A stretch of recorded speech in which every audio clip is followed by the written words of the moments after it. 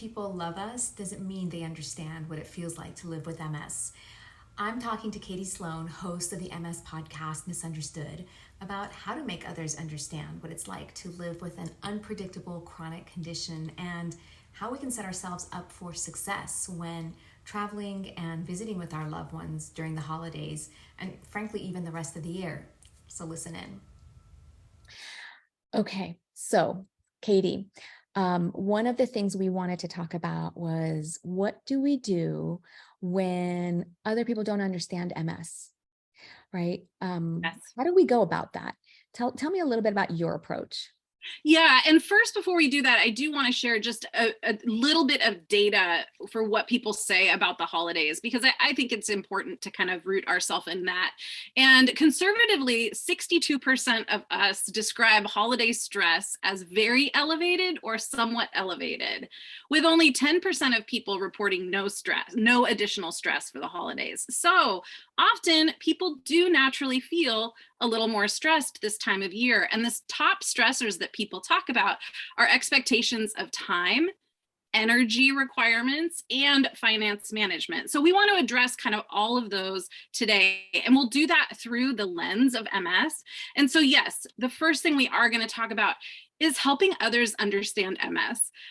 If you are here as someone with MS, you know that there's almost like this special language that we share when we get in community with other people with MS. We just understand, even if we haven't personally experienced the same symptom.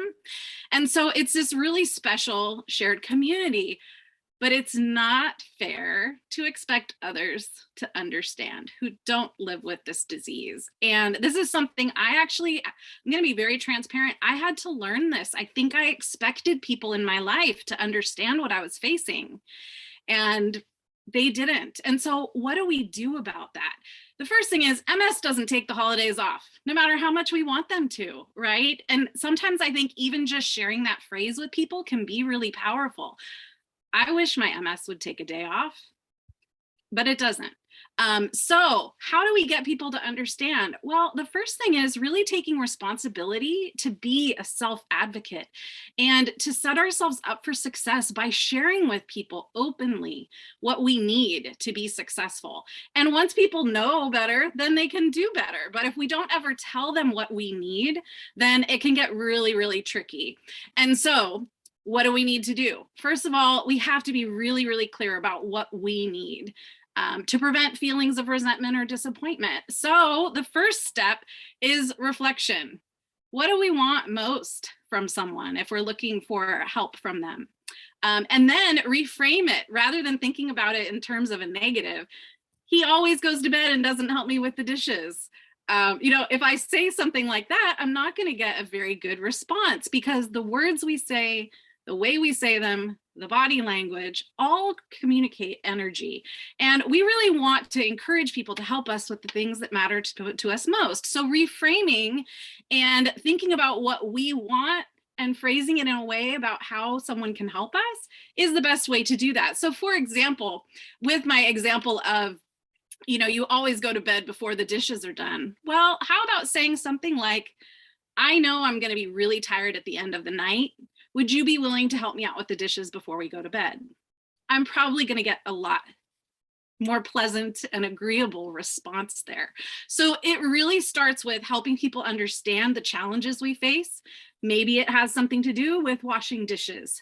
A lot of us have that impact, right? So what do we need to ask for help most? And how are we having those conversations early to set us up for success? And so tell me a little bit about what you think we can do to set ourselves up for success. I love that you talked about like reframing how we ask for things. That's really powerful because words are powerful. But tell me about some other things that we can do to make sure things go off, the right way.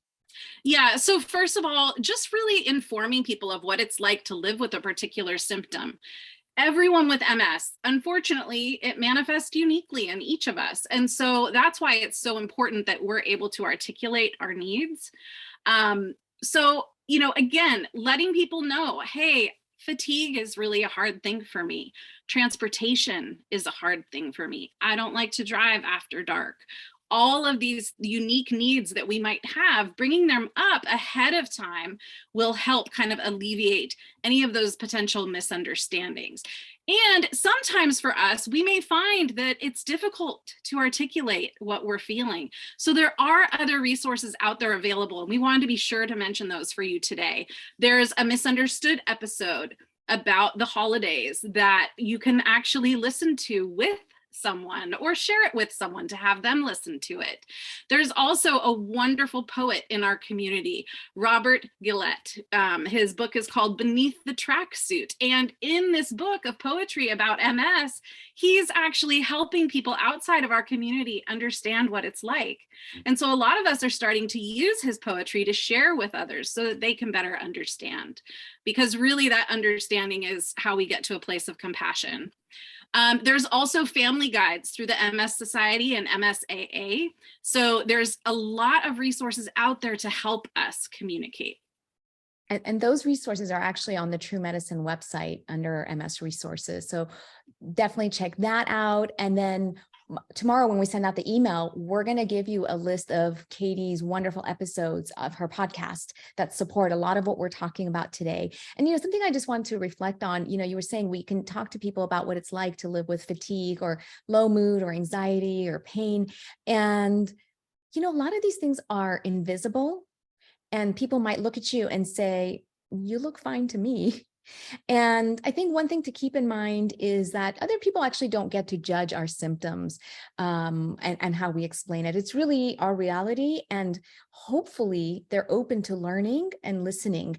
But I think if we have to also be prepared for people who, in trying to help, will say, well, you look fine, there's nothing wrong with you. And that's something I think we need to also be prepared for. So, but one thing I do want to address, Katie, is, when somebody asks you to do something and you don't want to do it, or you can't do it, and you're like, this is just one more thing that I'm not up for. How do we deal with those scenarios? Because I think if we tune into our bodies, even though our brains want to say yes, our bodies can definitely feel the no. So this could be anything like accepting an invitation to go to somebody's house for the holidays. How do we deal with, turning down a request in a way that feels okay to us? I'm so glad that you brought this up, because this is something that is really hard for a lot of us. It was certainly really, really hard for me. And it's frankly a skill I'm still learning. And I think it is so hard to learn if we're not conditioned to really speak up. But with MS, it's no longer an option. Maybe before we were diagnosed, it wasn't so bad, but now we really have to take responsibility for our health and well-being. We have to listen to that somatic messaging system. Those messages are going off in our body to tell us something. And usually I've found that it's to alert me that something isn't right or healthy for me. And so, the first thing is paying attention to those messages that we're feeling in our bodies. And then actually voicing our no. Now, no is a complete sentence, as you said, but it can be so difficult for us to say that, especially since so many of us in this community are natural givers and helpers, and we have the tendency to sometimes prioritize other people's needs and wants above our own. And, we learn with this disease that self-care is a requirement, not a luxury.